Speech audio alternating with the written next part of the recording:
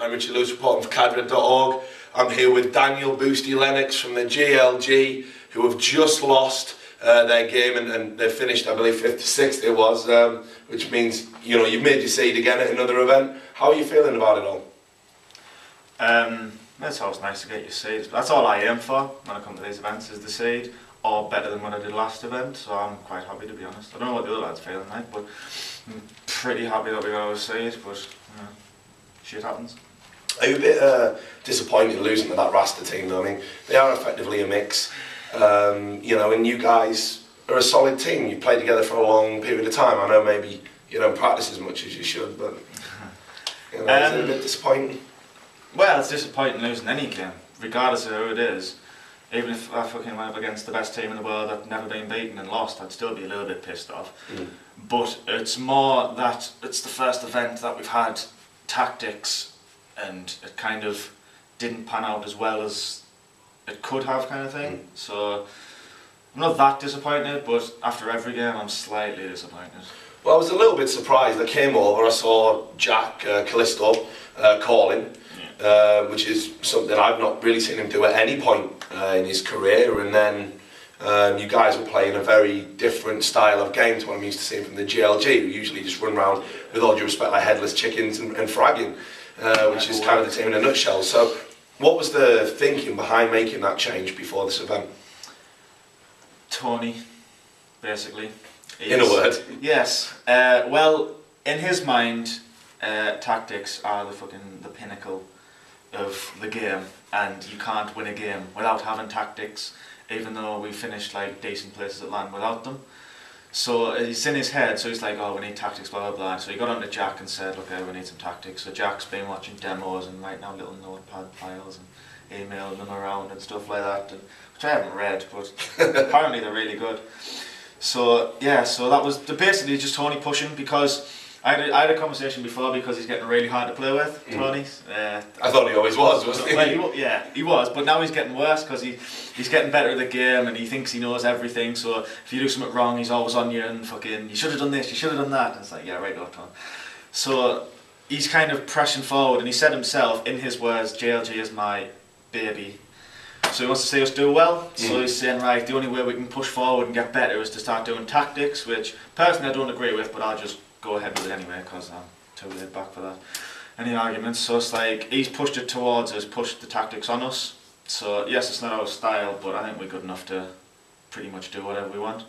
Well, what's the future now for the team? Because, you know, you're getting to that kind of stage where I feel, not that you've peaked, but I mean, I think your level is kind of apparent at the moment, you know, and you don't seem to be progressing, and I know you're a good group of friends, so you're not going to make roster changes. Well, so how do you push on to the next level, or is this pretty much it? Tell you the truth, this has been the keenest land we've gone to, and regardless of what you or anyone else says, we are a fun team. Yeah. Regardless of skill level or how well we do at events, we don't practice, well, we have for this land obviously, but we'd never really practiced per se. It was just playing mixed with the same people and blah blah blah blah blah and fuck about and try and knife people.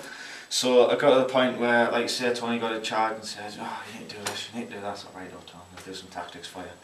And even when Jack was in charge and saying these brilliant tactics, and they are good, I don't take anything away from that, they are good ways to come up with. It's just like, sometimes it doesn't pan out as well as it should.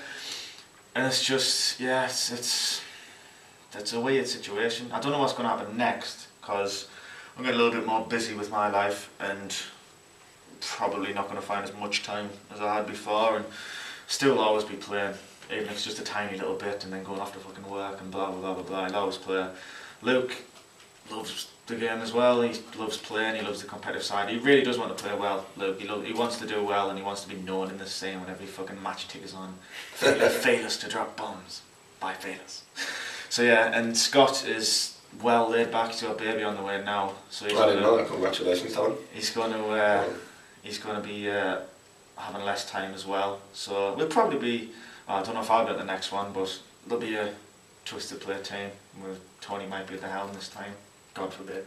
Well, let's talk a little bit about Twisted Play as well. I mean, they seem to be this organisation that have really pushed forward again, you know, quite a lot in a short space of time. And I've seen the Zowie tag being rock, teams in Iceland. You know, I started, you know, back in 2004, 2005, like, as a news writer for Twisted Play, doing Rumour Strike with Tony. So, you know, it's good to see them come so far. What's been kind of the secret of that success, and is there anything big in the pipeline?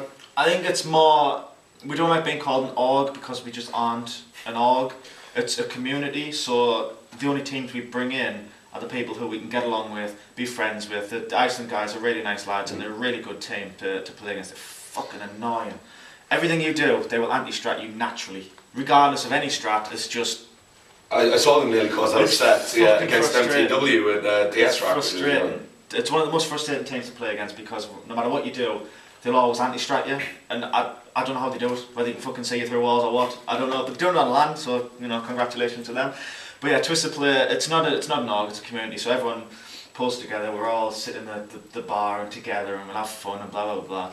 And the sponsorship kind of came, it wasn't like we need to go out and look for sponsorships, it was more like, oh, there's a sponsorship, let's go, and, you know, it could help us along the line. And Tony's he's really helping Zowie along, to be fair. He's got some resellers in the country and blah blah blah, he's doing a lot of work for them, so it's kind of, he's behind the marketing of Zowie with the company. Yeah. So it's kind of a partnership rather than a sponsorship kind of thing, and we get like a few bits and pieces, and Tony's forcing me to use a Zowie mouse.